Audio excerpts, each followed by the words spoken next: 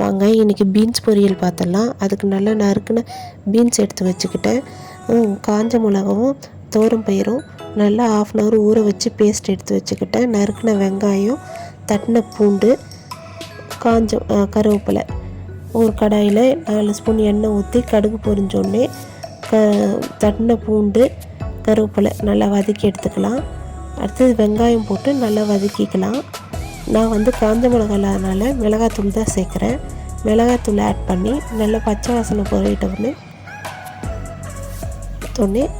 நறுக்குன beans add பண்ணி நல்லா mix பண்ணிக்கலாம்.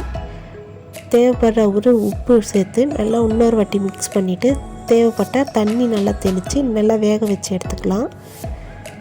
அதுக்கப்புறம் அடுப்பை சிம்மில் வச்சுட்டு இந்த பேஸ்ட்டை எடுத்து அதில் மிக்ஸ் பண்ணி நல்லா மிக்ஸ் பண்ணிவிடுங்க.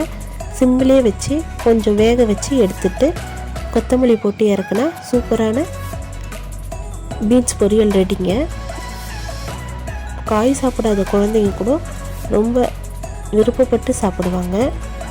நம்மளும் எக்ஸ்ட்ரா சாப்பிடுவோங்க. அந்த அளவு ரொம்ப சுவையாக இருக்கும். கண்டிப்பாக ட்ரை பண்ணுங்கள். நம்ம சேனலை சப்ஸ்கிரைப் பண்ணுங்கள். பிடிச்சிருந்தா லைக் பண்ணுங்கள், ஷேர் பண்ணுங்கள். தேங்க்யூ.